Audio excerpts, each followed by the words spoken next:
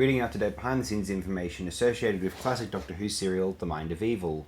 This is sourced from the Doctor Who fan wiki known as the TARDIS Data Core. This story had the working titles The Pandora Machine, Man Hours, The Pandora Box, and The Pandora's Box. Don Houghton disliked the new title.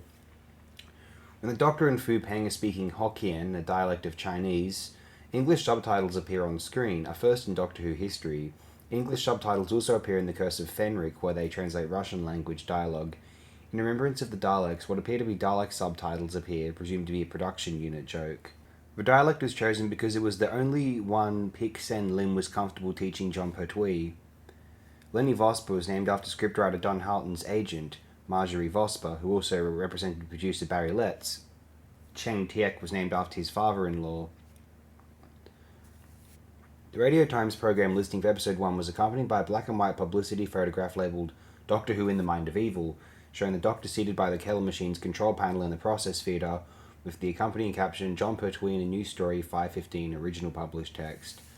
The production team jokingly dubbed the unconvincing Chinese dragon into which Captain Chin Li appears to transform in episodes 2 and 3, Puff the Magic Dragon, after the title character of the song by 1960s singing trio Peter, Paul and Mary. Director Timothy Combe subsequently used only brief shots of the dragon in the finished program. Tommy Duggan, Senator Olcott, appears in episode 3 only in the reprise and is uncredited on screen but credited in Radio Times.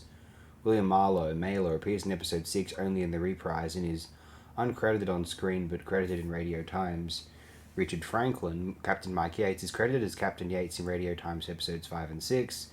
Matthew Walters, Main Gate Prisoner, is credited as Main Gate's Prisoner in Radio Times. Some of this is not very interesting, frankly.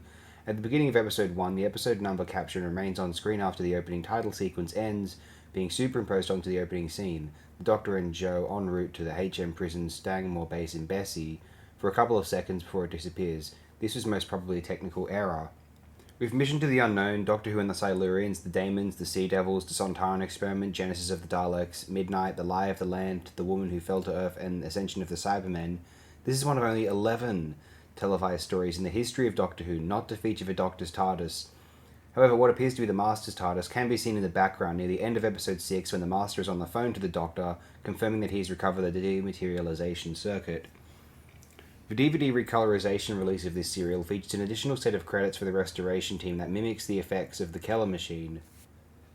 Stuart Humphreys, aka Babel Color, manually recolored episode 1 as it lacked the necessary chroma dot information to enable it to be restored to color from black and white. See home video and audio releases below. In addition to playing Vosper on screen, Hayden Jones provided the hallucinatory Dalek voice the Doctor hears while under attack from the Keller machine. Katie Manning named this as her favourite story. I think we'll close it here for now. Thank you everyone, I appreciate it really very immensely.